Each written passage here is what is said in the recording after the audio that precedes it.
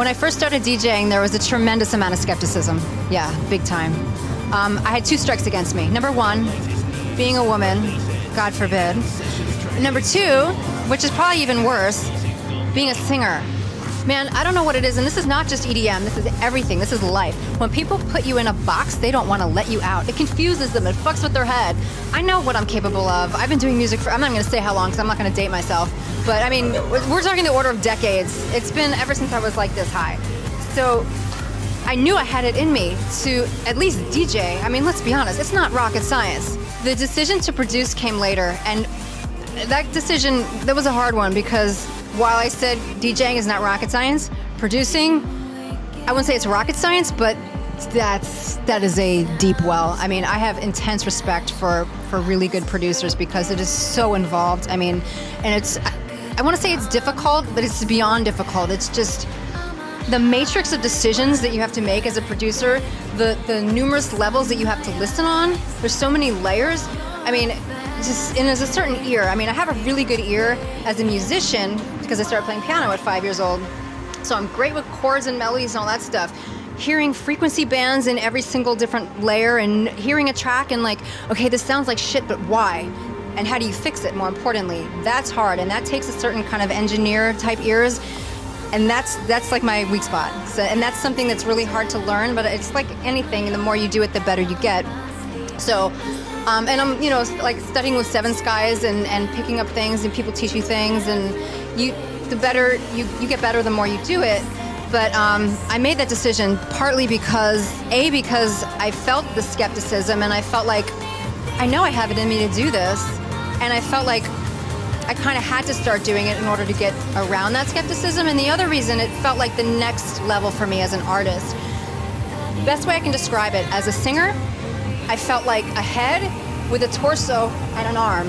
And I'm like, I have to like wrap my arm around a producer's neck and like piggyback on them in order to get from point A to point B. As a singer, you have no arms, you have no legs. As soon as you start producing, all of a sudden you're a whole person. You can walk.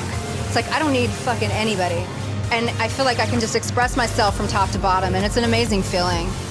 When I finally just decided to start producing, I decided to start with chill out mixes because it seemed like something I could grasp. Because my background, my major was film scoring and electronic music production. So I have experience doing these kind of ambient electroacoustic productions, and it seemed like something that, it wasn't as scary. Dance music has its own rules. If you want to make it sound good and punchy and jump out of the speakers, it has rules, and I had no idea what those are. And I've been studying with Seven Skies for the last month and learning a lot of tricks. So I feel like I have a pretty good grasp, enough to start, and I have started actually doing dance tracks. But in the meantime, before that happened, I started with chill out stuff. So I did the Reason to Believe mix, and I did one other one that's going to come out in a little while.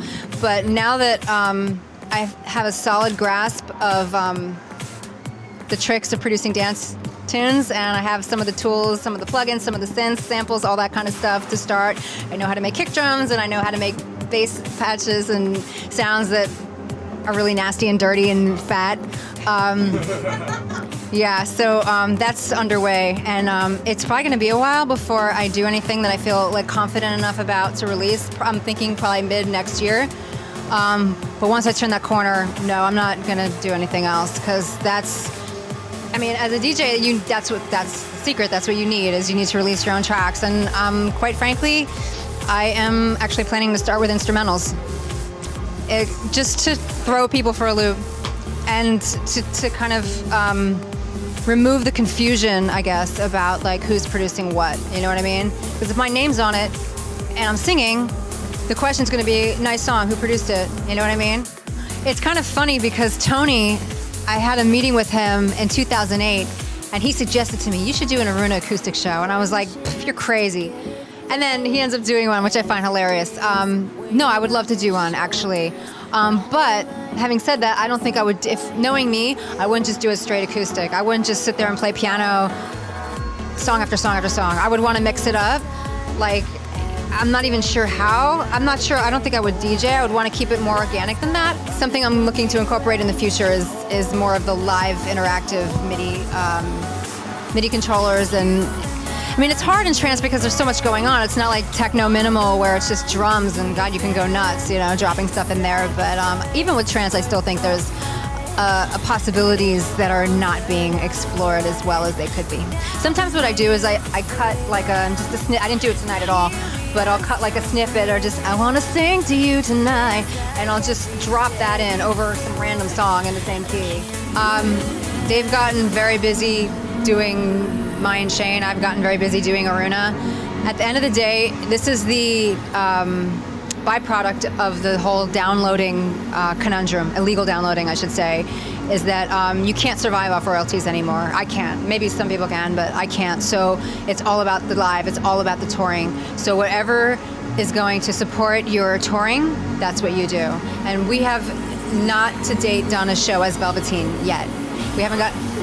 I knew we did one in LA though. We don't know. See, we do Mayan Shane Aruna. Not Velveteen. No, see, a Velveteen show would be very different. Like, we've talked about it. We want to do one, but it would not be like a DJ set. It would be a lot of live stuff, mini triggers, like, you know, live performed piano, obviously live vocals, this kind of stuff. Because, you know, Velveteen is all about the musicality of the productions. We do a lot of strings and like weird chords, and it's like that's our baby. That's our labor of love, and that's where we can kind of break the rules a little bit and like do things that you typically wouldn't do in most trance tracks. So I don't know. We'll see what happens with it, but I'd love to work with those guys again because I mean, Mayan. I have like 3 producers that I'm just like in awe of, and Mayan is one of them. I call them the 3 M's: Mayan, Mayer, and Matt.